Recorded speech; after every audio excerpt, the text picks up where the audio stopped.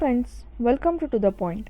In today's session, let's discuss India on the eve of British conquest. So, the first half of the 18th century, we saw the decline of mighty Mughals, who had been the envy of their contemporaries for almost 2 centuries, and the reign of Aurangzeb from 1658 to 1707. It proved to signify the beginning of the end of Mughal rule in India, and it is argued that Aurangzeb he misguided few policies, he weakened the stability of the state, and the decline it gained momentum after his death due to wars of succession and the weak rulers. Though Muhammad Shah he ruled for a long spell of 29 years, that is from 1719 to 1748, a revival of imperial fortunes it did not take place, as he was an incompetent ruler. Muhammad Shah's reign witnessed the establishment of independent states of Hyderabad, Bengal, Awadh and Punjab, and several local chiefs they began to assert their independence, and the Marathas they began to make their bid to inherit the imperial mantle. So let's see what were the challenges before the Mughals. Challenges before the Mughals. The Mughals faced two types of challenges: external challenges and internal challenges. Now let's discuss about external challenges. In the absence of internal strength, the Mughals could not put a tough front against external challenges, so which came in the form of several invasions from northwest. The northwestern borders had been neglected by the later Mughals, and not much effort was expended in protecting the borders. Nadir Shah, he was a Persian emperor. He attacked India in 1738-39 and he conquered Lahore, and he defeated the Mughal army at Karnal on February 13th, 1739. And later Muhammad Shah was captured, and Nadir Shah he looted Delhi and he devastated it completely. And according to an estimate, apart from Peacock Throne and the Kohinoor diamond, 70 crore rupees were collected from the official treasury and the safes of the rich nobles. Nadir Shah gained a strategically important Mughal territory to the west of the Indus, including Kabul. Thus, India once again became vulnerable to the attacks from northwest. Ahmad Shah Abdali,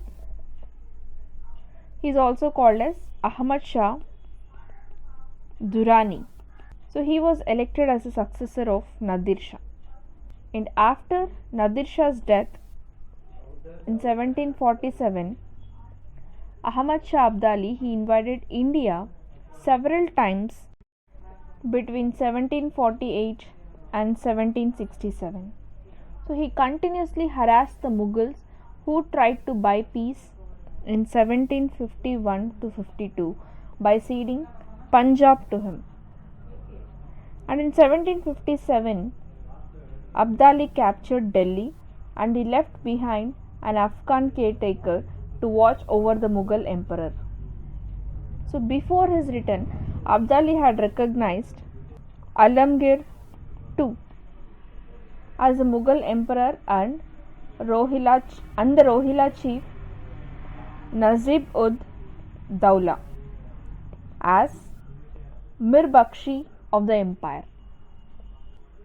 So Mir Bakshi he used to act as personal supreme agent of Abdali. And in 1758, Nizam-ud-Dawla was expelled from Delhi by Maratha chief called Raghunath Rao, who also captured Punjab.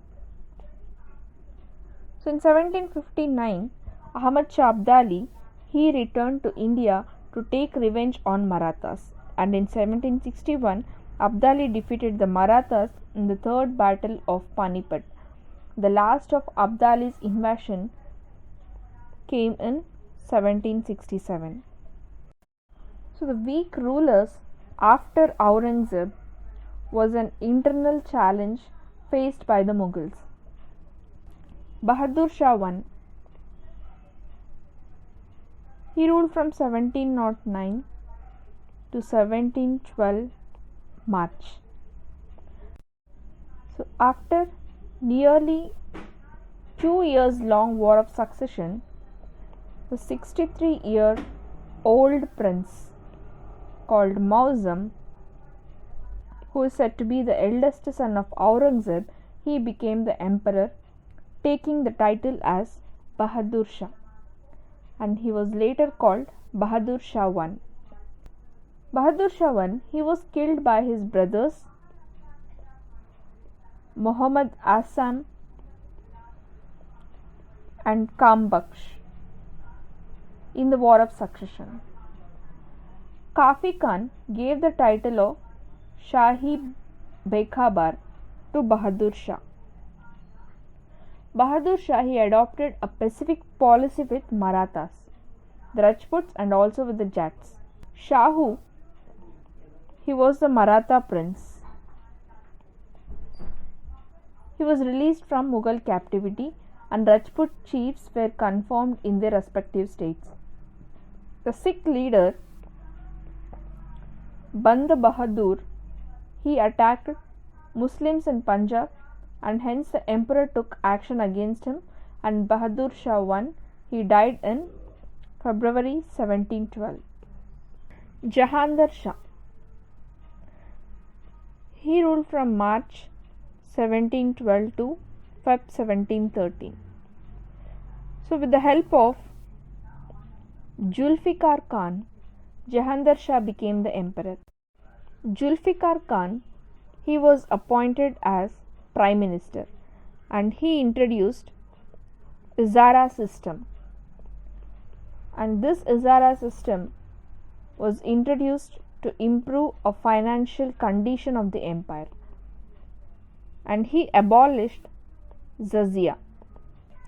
Farrukhsiyar, he ruled from 1713 to 1719. So after killing Jahandar Shah with the help of Sayyid brothers Abdullah Khan and Hussein Ali, they were said to be known as kingmakers. Farrukhsiyar became the new emperor. He followed the policy of religious tolerance by abolishing Jizya and pilgrimage tax. And in 1717, Farrukhsiyar, he gave farmans to the British, and in 1719, the Sayyid brothers, with the help of Peshwa Balaji Vishwanath, he dethroned Farrukhsiyar, and later he was blinded and killed, and it was the first time in the Mughal history that an emperor was killed by his nobles. Rafi-ud-Darajat, he ruled from Feb 28 to June 4th of 1719. So he ruled for the shortest period among Mughals. Rafi-ud-Dawla, he ruled from June 6th to September 17th in 1719. The Sayyid brothers, they placed Rafi-ud-Dawla with the title called Shah Jahan II on the throne, and the new emperor Rafi-ud-Dawla, he was an opium addict person. Muhammad Shah, he ruled from 1719 to 1748, and after the death of Rafi-ud-Dawla, Rausam Akhtar became the choice of Sayyid brothers. Muhammad Shah, as he came to be known in the history, he was given the title called Rangila due to his luxurious lifestyle he had. Muhammad Shah, with the help of Nizam-ul-Mulk, he killed Sayyid brothers, and in 1724 Nizam-ul-Mulk, became the Wazir and he founded independent state of Hyderabad. And in 1737, Bajirao I, the Maratha Peshwa, he invaded Delhi with a small army of 500 horsemen. And in 1739, Nadir Shah, he defeated the Mughals in the Battle of Karnal. And later, he imprisoned Muhammad Shah and annexed the areas west of the Indus into the Persian Empire. Ahmad Shah, he ruled from 1748 to 1754. Ahmad Shah was an incompetent ruler who left the state affairs in the hands of Uddam Bhai, the Queen Mother. Uddam Bhai, given the title of Qibla-e-Alam, the lady of poor intellect who ruled with the help of her paramour, Javed Khan. Alamgir II, he ruled from 1754 to 1758, and Alamgir II, he was a grandson of Jahandar Shah. Ahmad Shah Abdali, the Iranian invader, he reached Delhi in 1757, and during his reign the Battle of Plassey was fought in June 1757. So after Alamgir, Shah Alam II, he ruled and he saw two decisive battles, that is the third battle of Panipat in the year 1761 and the battle of Buxar in the year 1764. And after Shah Alam II, Akbar II came to power and he gave the title of Raja to Ram Mohan Roy. And the last emperor of Mughal Empire was Bahadur Shah. Bahadur Shah II or Bahadur Shah Jafar.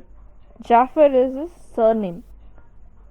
Bahadur Shah II, he was the last Mughal emperor, and the revolt of 1857 has made a futile attempt to declare him the emperor of India, and he was captured by the English at that time and he was sent to Rangoon, where he died in 1862. In legal terms, the Mughal Empire came to an end on November 1st, 1858 with the declaration of Queen Victoria. So, causes of decline of Mughal Empire. So, scholars say that the decline of Mughal Empire, the causes for the decline, it can be divided along two broad lines, and some weave it in an empire related way and other weave they regard the developments as region related. The empire related or Mughal centric weave sees the cause of decline within the structure and functioning of the empire itself. The region related weaves, it finds the cause of the Mughal decline in the turmoil and instability in different parts of the empire. The decline was due to both the aspects. So the Sikhs, Marathas and the Rajputs, they did not possess the capacity to overthrow the Mughal Empire. They merely resisted Mughal power to gain and keep their independence in their respective territories.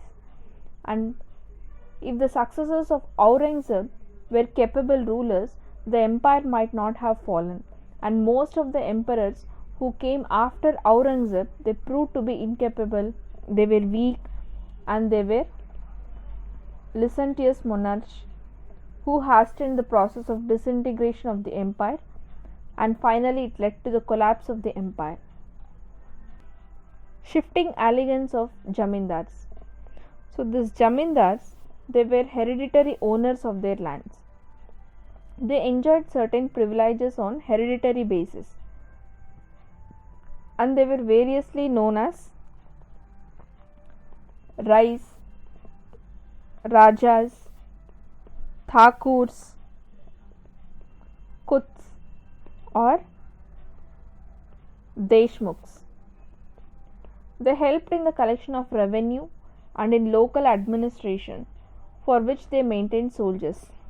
And during the reign of Aurangzeb, there was a marked increase in the power and influence of the Jamindars. Many local Jamindars helped the nobility, the other powerful class within the empire, to take advantage of the weakness of the empire and carve out independent kingdoms for themselves. Jagirdari crisis. The nobility comprised people who were either assigned large jagirs and mansabs. Mughal rule, often defined as the rule of nobility,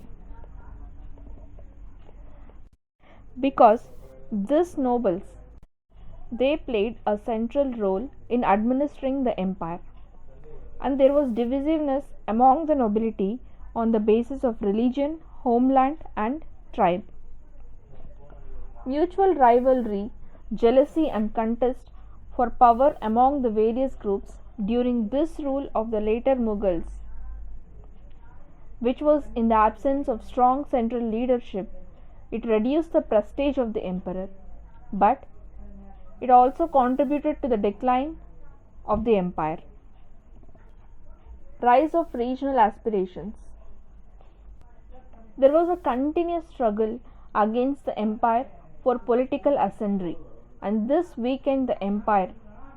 And Aurangzeb, after him Bahadur Shah won by attempting to suppress the Rajputs, they spurred them to battle against the Mughals, and the later Mughals, they made an effort to follow a policy of reconciliation with the Rajputs, but by then it was already too late. The Rajputs, they never trusted the Mughals enough to ally with them for the welfare of the empire. Economic and administrative problems. The number of amirs and their ranks of or mansabs, it was increased, and there was a little land left to be distributed among them as jagirs. Aurangzeb, they tried to solve the problem of acute shortage of jagirs or bejagiri by showing enhanced income from the jagirs on the record. There was a short-sighted measures as amirs tried to recover the recorded income from their jagirs by pressurizing the peasantry. So at that time there were the wars, luxurious lifestyle of the emperors and amirs alike. The reduction in Khalisa land, all of which burdened the state. So the result was the expenditure of the state, it exceeded its income. The once flourishing trade, it did not enrich the empire's coffers even as the inroads by European traders which grew along the coastal India. And this economic and administrative problems, it multiplied following the death of Aurangzeb, and the empire had become too vast to be efficiently administered by centralized system when the rulers were weak and incompetent. Rise of regional states. The states that emerged as a result of the decline of Mughal empire, it can be classified into three categories: successor states, independent kingdoms and the new states. Successor states, this were the Mughal provinces that turned into states after breaking away from the empire. Even though they did not challenge the sovereignty of the Mughal ruler, the establishment of virtually independent and hereditary authority by the governors, it showed the emergence of autonomous polity in these territories. Some examples are Awadh, Bengal and Hyderabad. Independent kingdoms. These states came into existence primarily due to the de-establishment of Mughal control over the provinces. Examples being Mysore and the Rajput states. The new states. These were the states set up by the rebels against Mughal Empire. Example Maratha, the Sikh and the Jat states. See you all in the next session with some other interesting topic. Thank you.